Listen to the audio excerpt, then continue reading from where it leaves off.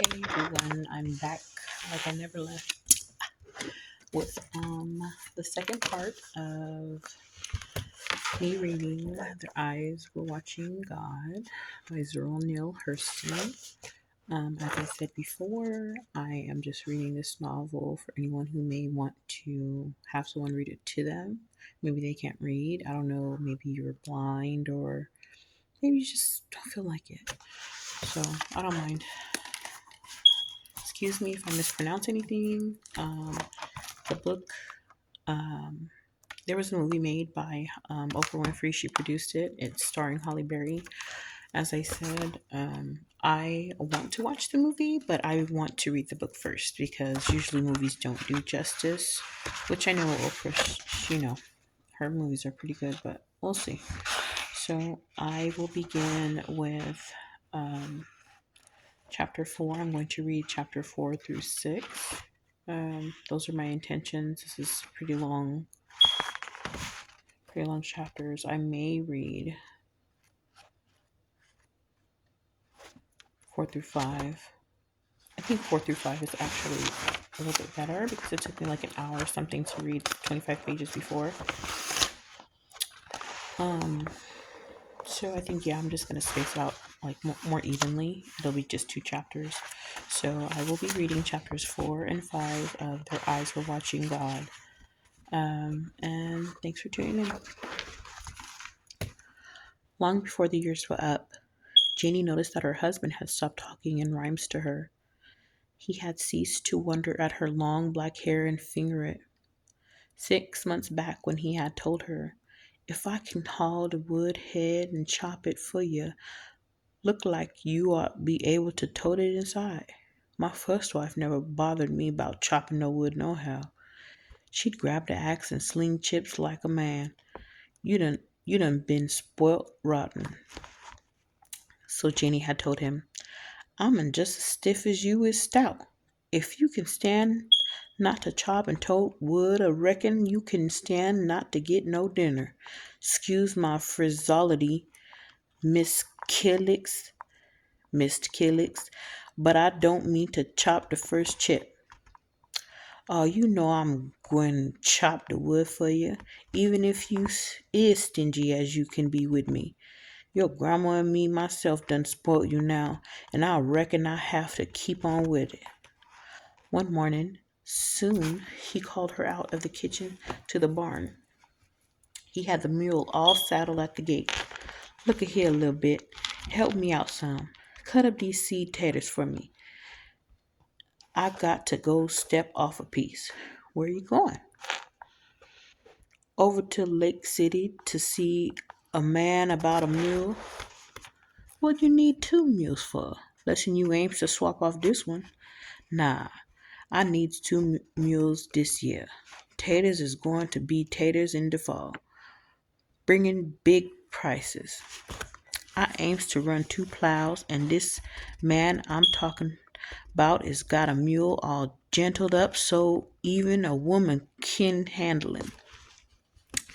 Logan held his wad of tobacco real still in his jaw, like a thermometer of his feelings, while he studied Janie's face and waited for her to say something. "So I thought I might as well go see." He tagged on and swallowed to kill time, but Janie said nothing except, "I'll cut the potatoes for you when you're coming back." "Don't know exactly. Round dusk dark, I reckon. It's a sort of long trip, especially if I have to lead one on the way back." When Janie had finished indoors, she sat down in the barn with the potatoes. But springtime reached her in there, so she moved everything to a place in the yard where she could see the road. The noon sun filtered through the leaves of the fine oak tree where she sat and made lacy patterns on the ground. She had been there a long time when she heard whistling coming down the road. It was a city-fied, stylish dressed man with his hat set at an angle that didn't belong in these parts. His coat was over his arm, but he didn't need it to represent his clothes. The shirt with the silk sleeve holders was dazzling enough for the world. He whistled, mopped his face, and walked like he knew where he was going. He was a seal brown color, but he acted like Mr. Washburn or somebody like that to Janie. Where would such a man be coming from, and where was he going? He didn't look her way, nor way no other way except straight ahead. So Janie ran to the pump and jerked the handle hard while she pumped. It made a loud noise and also made her heavy hair fall down. So he stopped and looked hard, and then he asked her for a cool drink of water.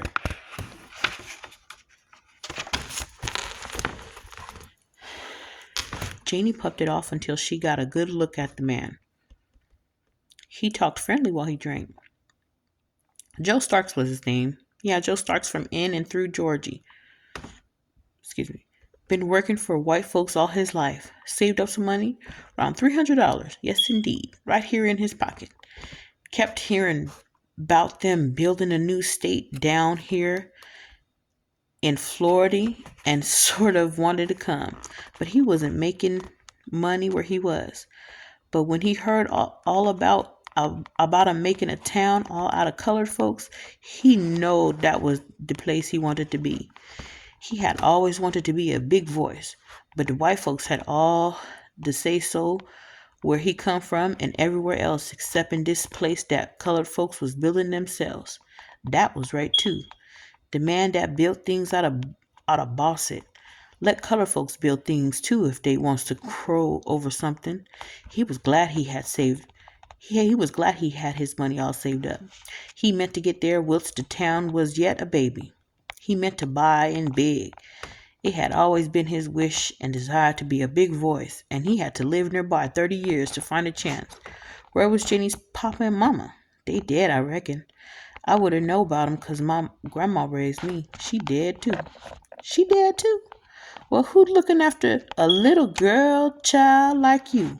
I'm married. You married? You ain't hardly old enough to be weaned. I bet you still crave sugar tits, don't you? Yeah, and I makes and sucks 'em when the notion strikes me. Drink sweetened water too. I loves that myself. Never expects to get too old to enjoy syrup sweetened water when it's cool and nice. Us got plenty syrup in the barn. Ribbon cane syrup, if you so desires. Where your husband at, Miss? My name is Jenny Ma Killix since I got married. Used to be named Janie Mae Crawford. My husband is going to buy a mule for me to plow. He left me cutting up seed potatoes. You behind the plow? You ain't got no more business with a plow than you, a hog, has got with a holiday. You ain't got no business cutting up no seed potatoes neither.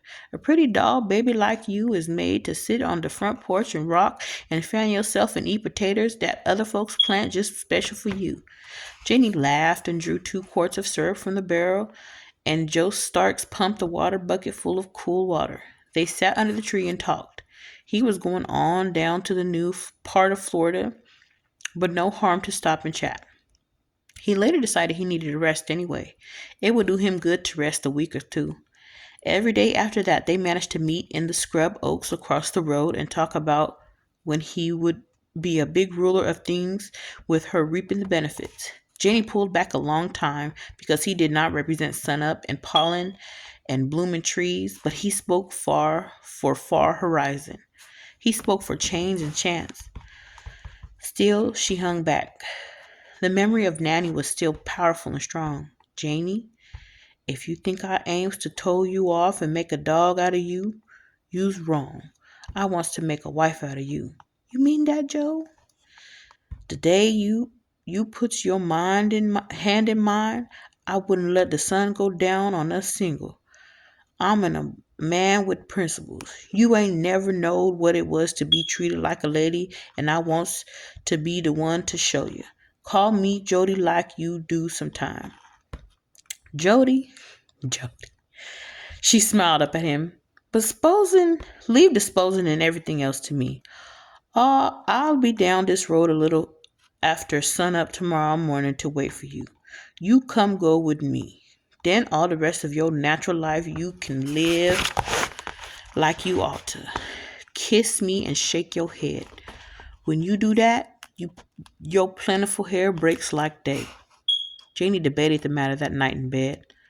Logan, you sleep? I was. You'd be done woke me up calling me. I was thinking real hard about us, about you and me. It's about time. You's powerful independent around here sometime considering. Considering what, for instance? Considering you's born in a carriage, thought no top to it, and your mama and you being born and raised in the white folks' backyard. You didn't say all that when you was begging Nanny for me to marry you. I thought you would appreciate good treatment. Thought thought I'd take and make something out of you.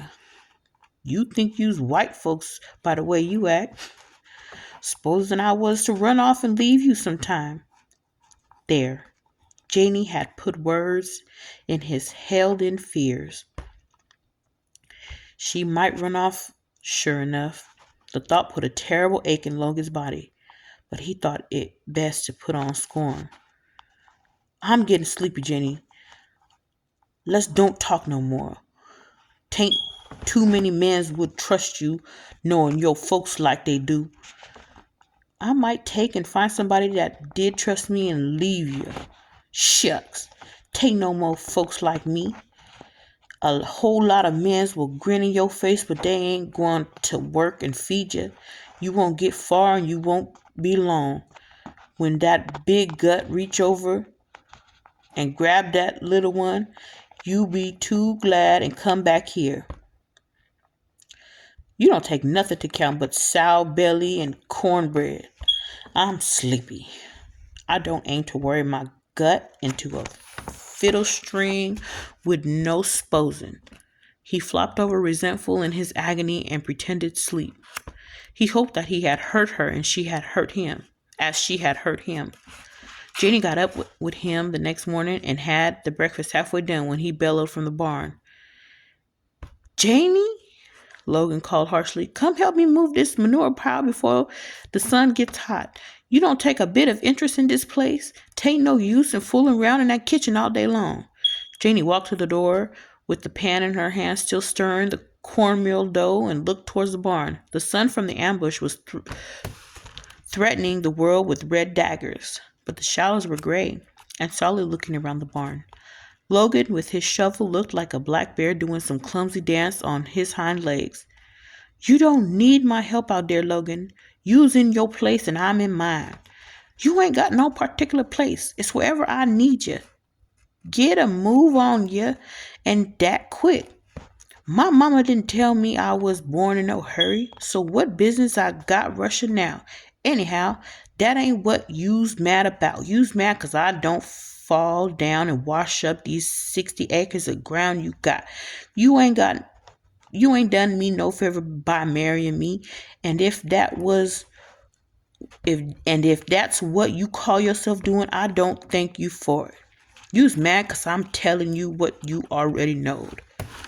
Logan dropped his shovel and made 2 or 3 clumsy steps towards the house, then stopped abruptly. Don't you change too many words with me this morning, Janie. Do I'll take and changes with you. Yeah, I just as good as take you out with the white folks' kitchen and set you down on your royal diasticutus, and you take and low rate me. I'll take hold of your dat axe and come in there and kill you. You better dry up in there. I'm too honest and hardworking for anybody in your family. That's the reason you don't want me.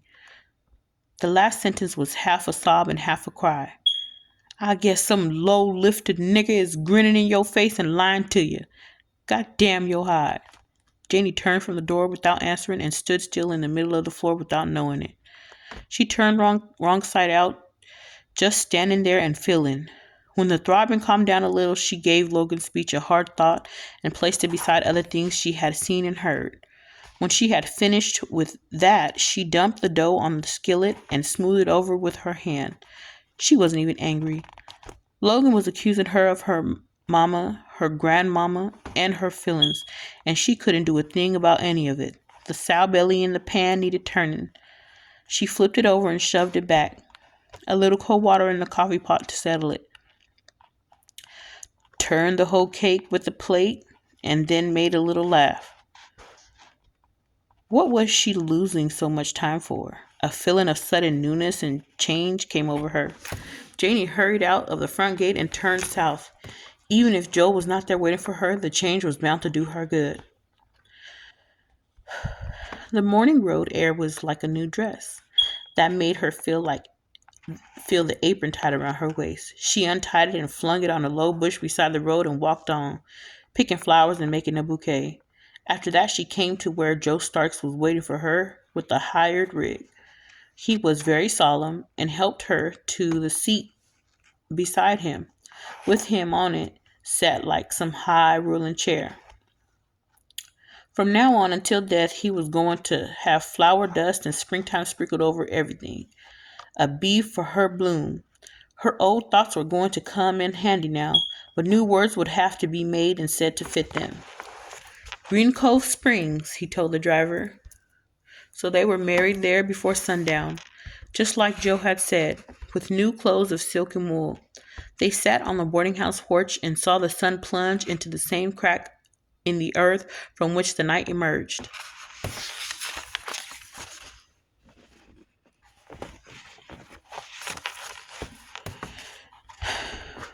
On the train the next day, Joe didn't make many speeches with rhymes to her, but he bought her the best things the butcher had, like apples and a glass lantern full of candies. Mostly he talked about plans for the town when he got there. They were bound to need somebody like him. Jenny took a lot of looks at him, and she was proud of what she saw. Kind of portly like rich white folks. Strange trains and people and places didn't scare him neither. Where they got off the train at Maitland, he found a buggy to carry them over to the colored town right away. It was early in the afternoon when they got there, so Joe said they must walk over the place and look around. They locked arms and strolled from end to end of the town.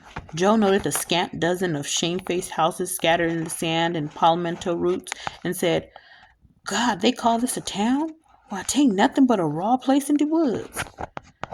It is a whole heap littler than I thought, Janie admitted her disappointment. Just like I thought, Joe said. A whole heap of talking and nobody doing nothing. Ah, God, where's the mayor? He asked somebody. I want to speak with the mayor. Two men who were sitting on their shoulder blades under a huge live oak tree almost sat upright at the tone of his voice. They stared at Joe's face, his clothes, and his wife. Where y'all come from in such a big a haste? Lee Coker asked. Middle of Georgie, Starks answered briskly. Joe Starks is my name, from in and through Georgie. You and your daughter going to join with us in fellowship? The other reclining figure asked. Mighty glad to have you. Hicks is the name. Governor Amos Hicks from Beaufort, South Carolina. Free, single, disengaged. Ah, God, I ain't nowhere near old enough to have no grown daughter. This here's my wife. Hicks sank back and lost interest at once. Where's the mayor? Starks persisted. I want to talk with him. You's a mite too previous for that, Coker told him. Us ain't got none yet. Ain't got no mayor. Well, who tells y'all what to do? Nobody. Everybody's grown. And then again, I reckon us just ain't thought about it. I know I ain't. I did think about it one day, Hicks said dreamily. But then I forgot it and ain't thought about it since then. No wonder things ain't no better, Joe commented. I'm buying in here and buying in big. Soon as we find some place to sleep tonight, us men folks got to call people together and form a committee. Then we can get things moving around here. I can point you where you can sleep, Hicks offered. Man got his house done built and his wife ain't come yet. Starks and Janie moved on in the direction indicated with Hicks and Coker boring into their backs with looks. That man talks like a section foreman, Coker commented. He's mighty compellment. Shucks, said Hicks. My britches is just as long as his. But that wife of his'n, I'm a son of A combunction, and if I don't go to Georgia and get me one just like her? What with my talk, man? It takes money to feed pretty women.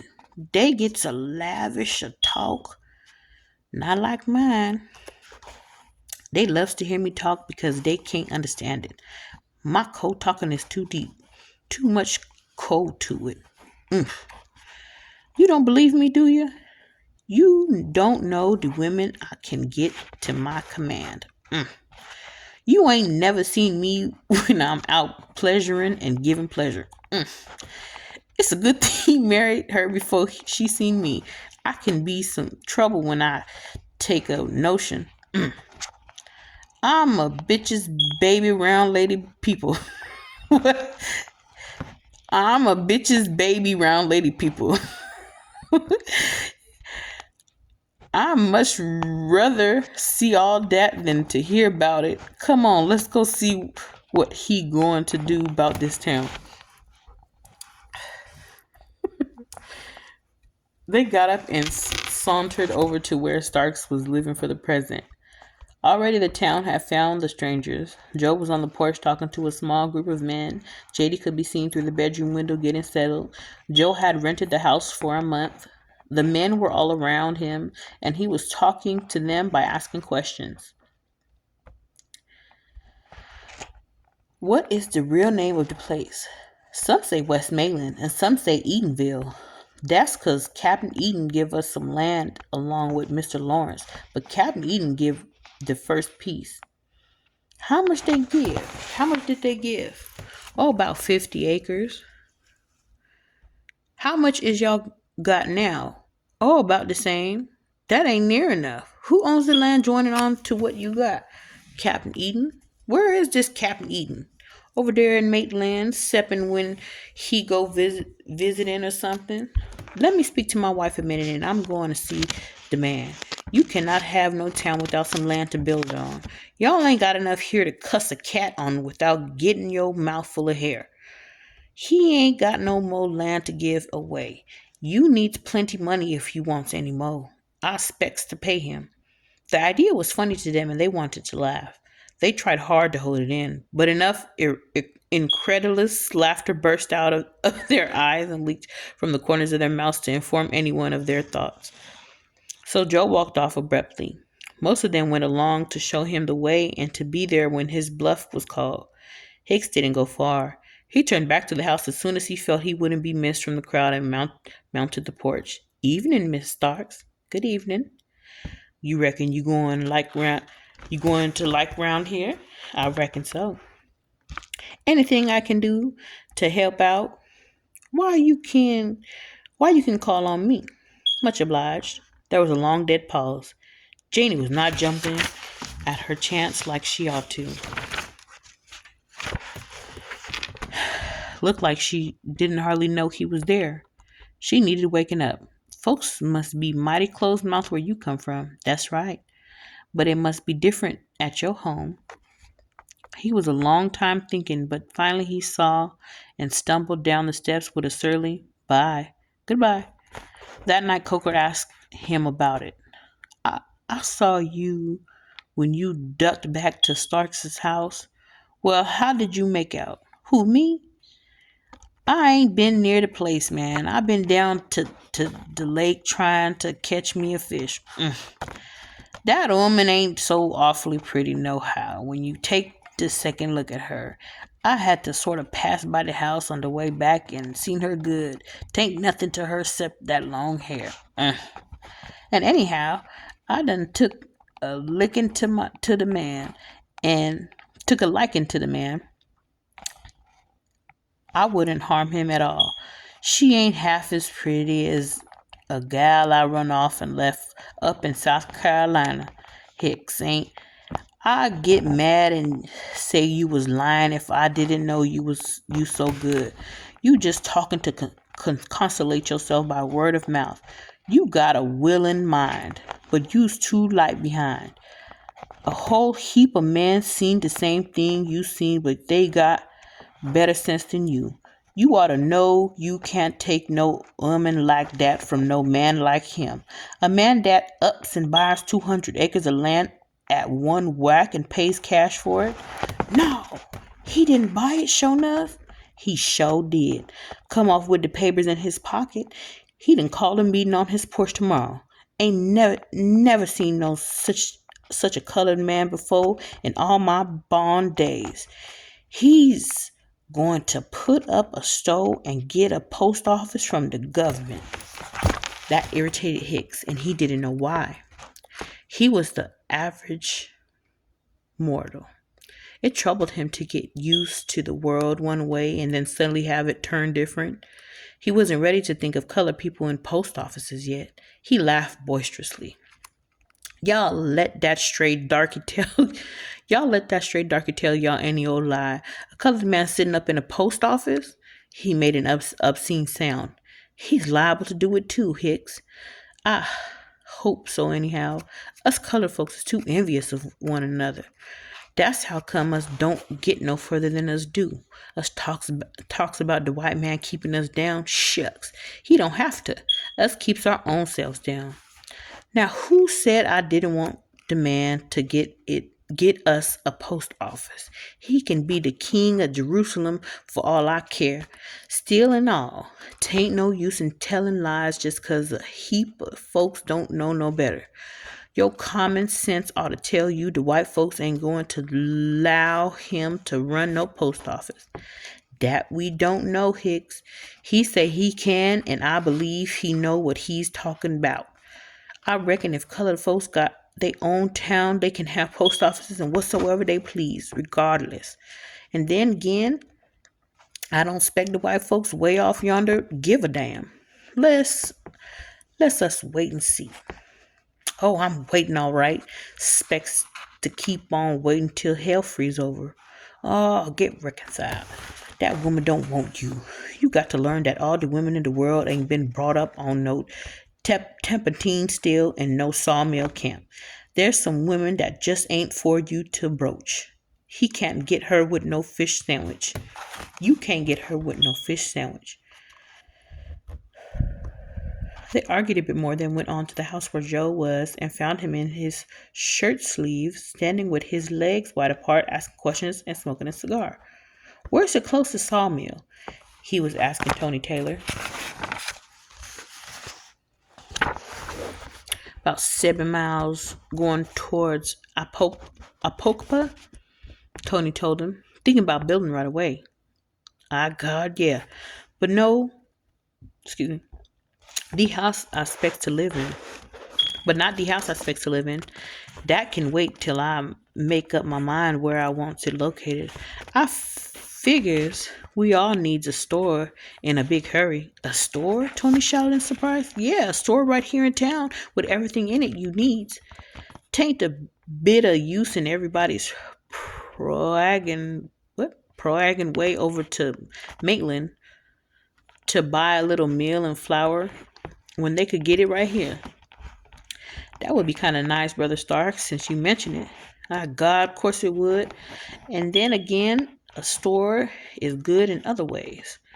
I got to have a place to be at when folks comes to buy land.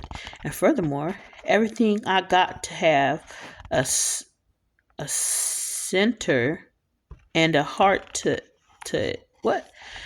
And furthermore, everything is got to have a center and a heart to it. And the town ain't no different from nowhere else. It would be natural for the store to be meeting place for the town. That show is the truth now. Oh, we'll have this town all fixed up terrifically.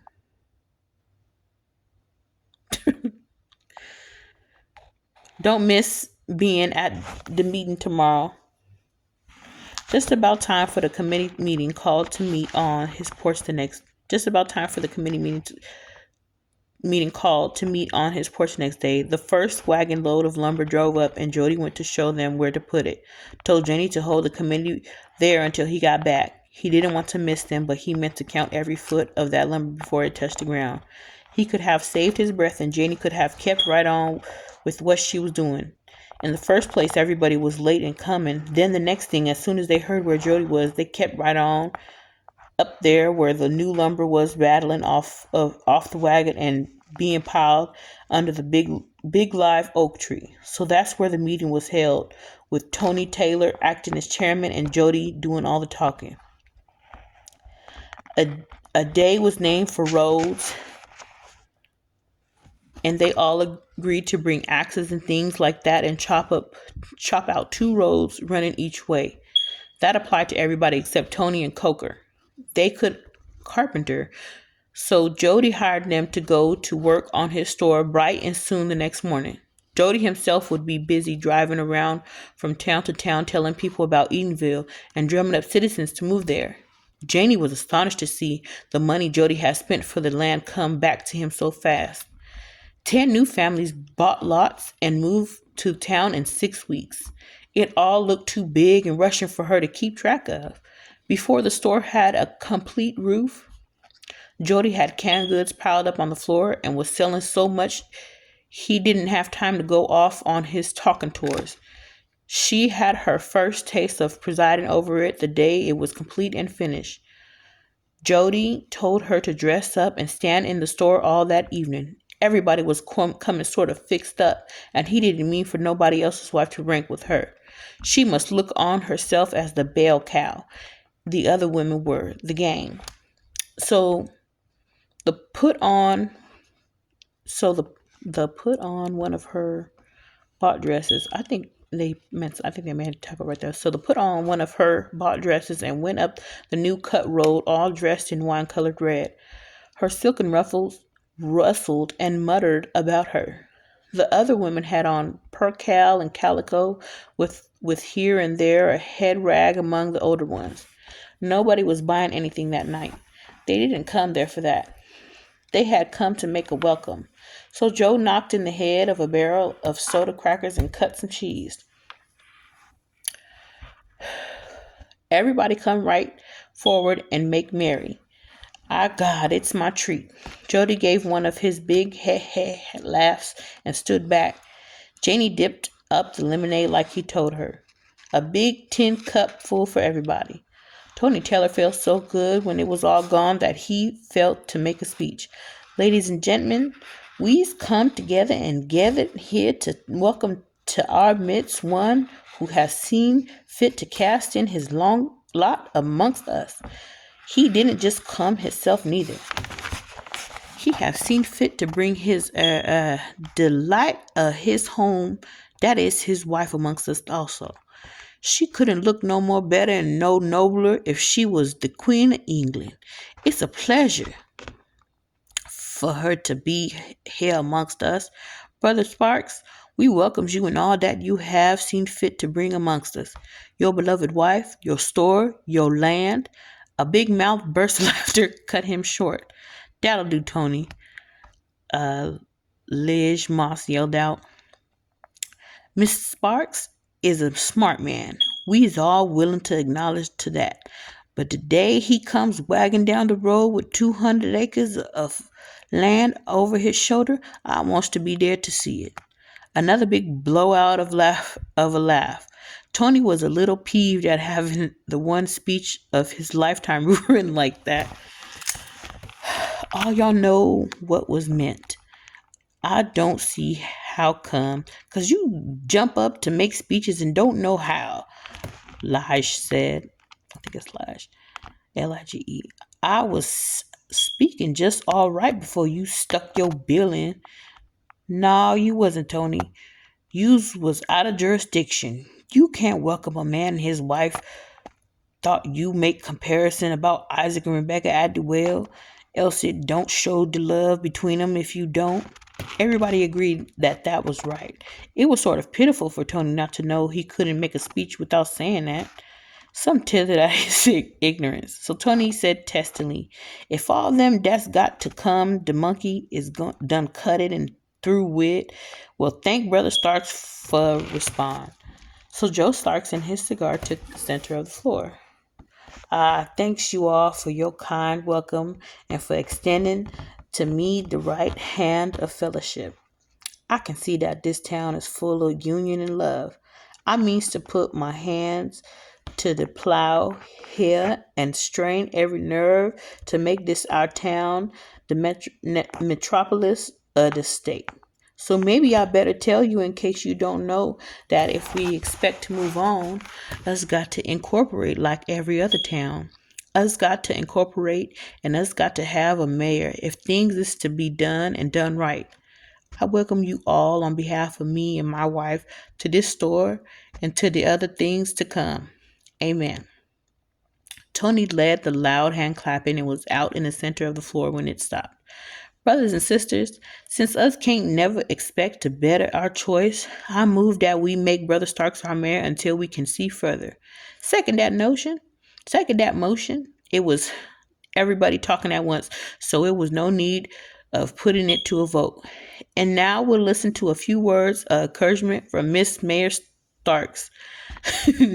The burst of applause was cut short by Joe taking the floor himself. Thank you for your compliments, but my wife don't know nothing about no speech making. I never married her for nothing like that. She's a woman and her place is in the home. Janie made her face laugh after a short pause, but it wasn't too easy. She had never thought of making a speech and didn't know if she cared to make one at all. It must have been the way Joe spoke out without giving her a chance to say anything one way or another that took the bloom off of things. But anyway, she went down the road behind him that night feeling cold. He strolled along invested with his new dignity, thought and planned out loud, unconscious of her thoughts. The mayor of a town like this can't lay around home too much. The place needs building up, Janie. I'll get hold of somebody to help out in the store and you can look after things whilst I drum up things otherwise. Oh, Jody, I can't do nothing with no store less than you's there. I could maybe come in and help you when things get rushed, but God, I don't see how come you can't.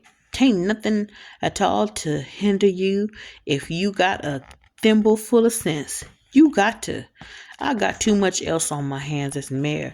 This town needs some light right now. It is a little dark right now, huh? Of course it is. Take no use in scuffling over all these stumps and roots in the dark. I'll call a meeting about the dark and the roots right away. I'll sit on this case first thing. The very next day, with money out of his pocket, he sent off to Sears, Roebuck and Company for the street lamp and told the town to meet the following Thursday night to vote on it.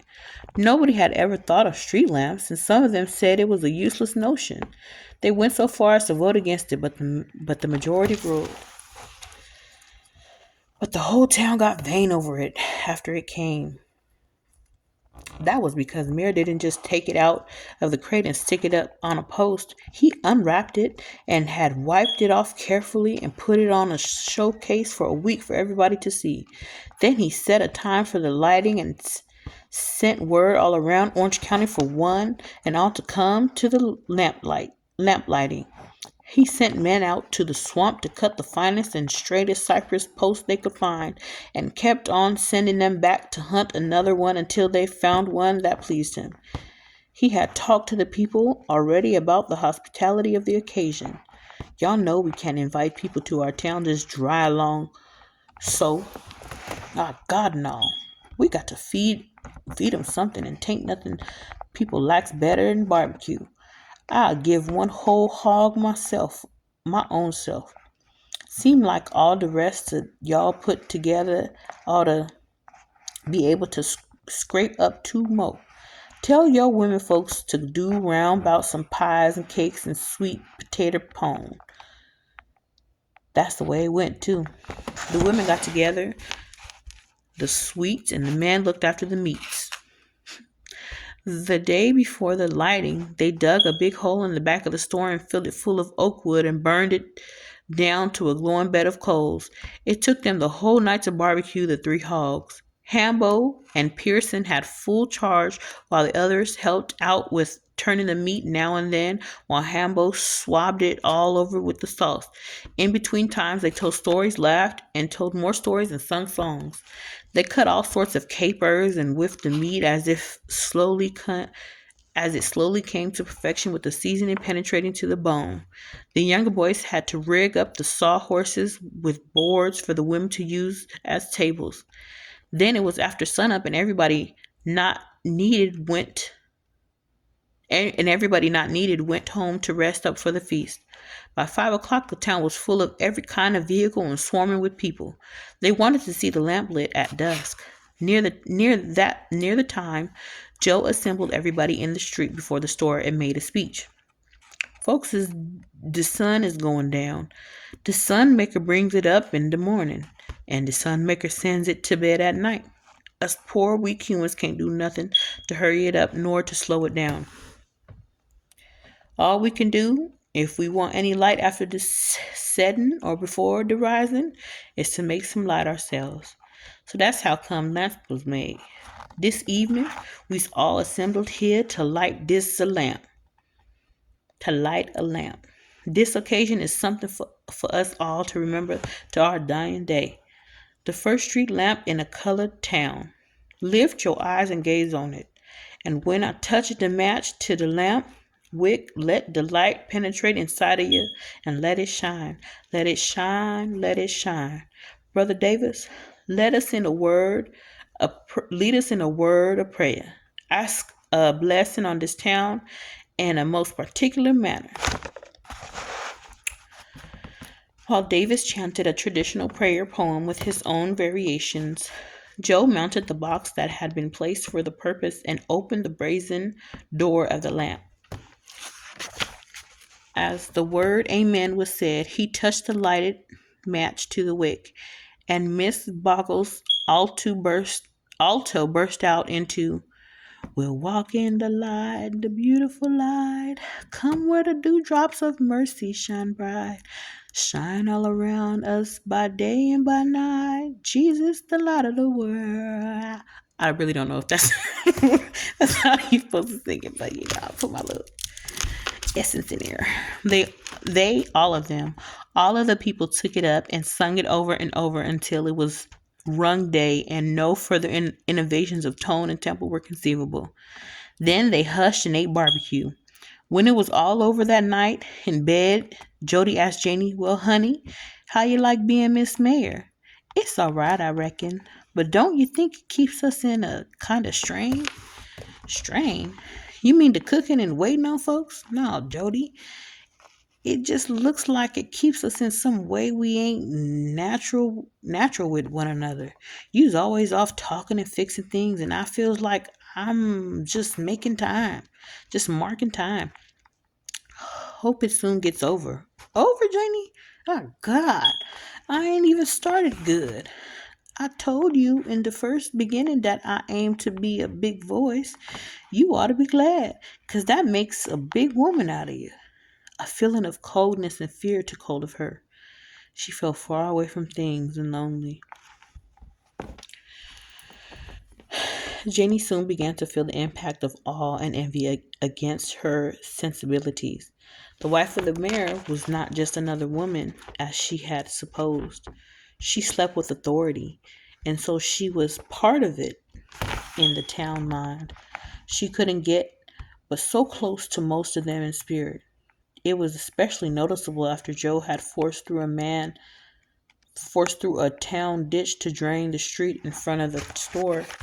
They had murmured hotly about slavery being over, but every man filled his assignment. There was something about George Starks that cowed the town. It was not because of physical fear. He was no fist fighter. His bulk was not even imposing as men go. Neither was it because he was more literate than the rest. Something else made men give way before him. He had a bowed down command in his face, and every step he took made the thing more tangible. Take, for instance, that new house of his. It had 2 stories with porches, with banisters and such things. The rest of the town looked like servants' quarters surrounding the big house. And different from everybody else in the town, he put off moving in until it had been painted in and out. And look at the way he painted it. a gloaty, sparkly white, the kind of promenading white that the house of Bishop Whipple, W.B. Jackson, and the Vanderpools wore. It made the village feel funny talking to him, just like he was anybody else.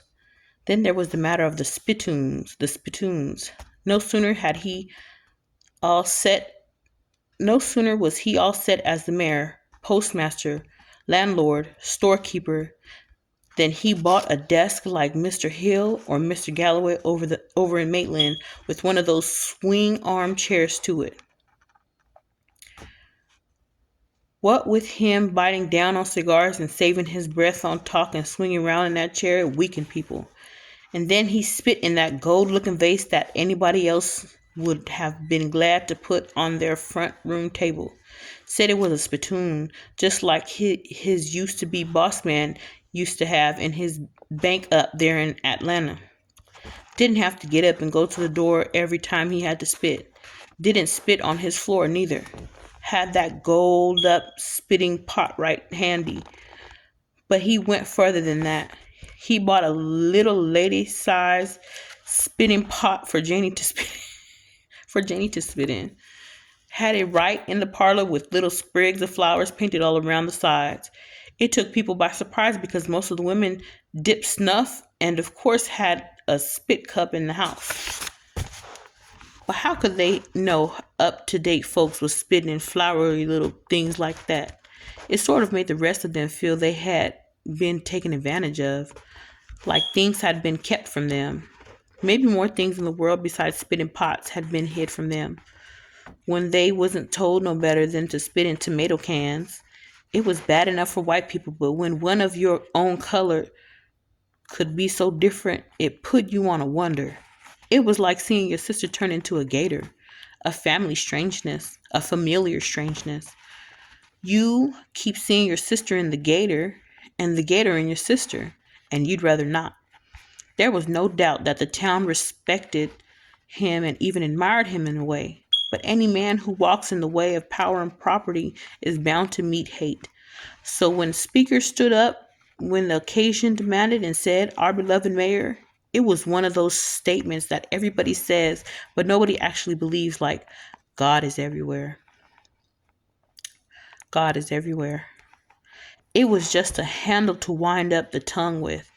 As time went on and the benefits he had conferred upon the town receded in time, they sat on his store porch while he was busy inside and discussed him. Like one day after he caught Henry Pitts with the wagon load of his ribbon cane and took the cane away from Pitts and made him leave town, some of them thought Starks ought not to have done that. He had so much cane and everything else, but they didn't say that while Joe Starks was on the porch. When the mail came from Maitland and he went inside to sort it out, everybody had their say. Sim Jones started off as soon as he was sure that Starks couldn't hear him. "It's a sin and a shame running that poor man away from here like that. Colored folks oughtn't to be so hard on one another." "I don't see it that way at all," Sam Watson said shortly. "Let colored folks learn to work for what they get like everybody else. Nobody ain't stopped Pitts from planting the cane he wanted to. Starks gave him a job, and what more did he want?"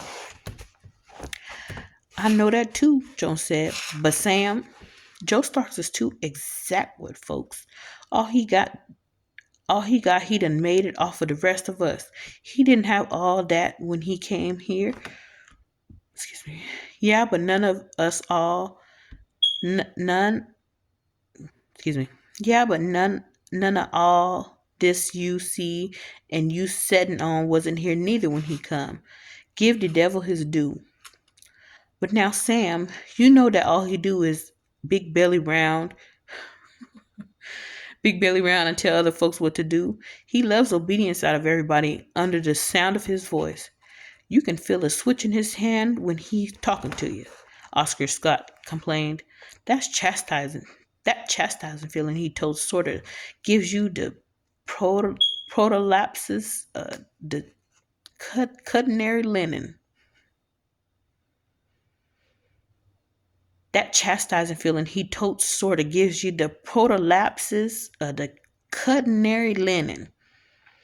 He's a whirlwind among breezes, Bruce threw in. Speaking of winds, he the wind and we's the grass. We bend whichever way he blows, Sam Watson agreed. But at that us needs him. The town wouldn't be nothing if it wasn't for him. He can't help being sort of bossy. Some folks needs thrones and ruling chairs and crowns and to make their influence felt. He don't. He got the throne in the seat of his pants. What I don't like about the man is he talks to unlettered folks with books in his jaws. Hicks complained, showing off his learning. To look at me, you wouldn't think it, but I got a brother pastoring up round Ocala that got good learning. If he was here, Joe Starks wouldn't make no fool out of him like he do the rest of y'all. I often wonder how that little wife of his and make out with him, 'cause he's a man that changes everything, but nothing don't change him. You know, many time I done thought about that myself. He gets on her every now and then when she make little mistakes. Oh, he gets on her every now and then when she make little mistakes around the store. Would make her keep her head tied up like some old woman round the store. Nobody couldn't get me to tie no rag on my head if I had hair like that. Maybe he make her do it. Maybe he's scared some of the rest of us men might touch it touch it round that store. It sure is a hidden mystery to me. She sure don't talk much. The way he rears and pitches in the store sometimes when she make a mistake is sort of ungodly. But she don't seem to mind at all. Reckon they understand one another. The town had a basketful of feelings, good and bad, about Joe's position and possessions. But none had the temerity to challenge him. They bowed down to him rather because he was all of these things, and then again he was all of these things because the town bowed down. Okay, y'all, I struggle when they are doing like the broken English, because this seems to be written in a time where people were just gain their freedom and they're able to buy land. I don't know if they're sharecropping, but they're buying land. They're making cities, obviously, and at that time, people had severely broken English. I mean, they were coming from a land to a world that had completely different dialect. English is hard to learn anyway, so I mean, it's kind of hard on those places. But excuse me. Other than that, like, this is a pretty good and easy read. I'm enjoying it. Thank you guys for tuning in, and I will be reading chapters either 6 and 7 or 6, 7, and 8 soon. Thank you. Bye.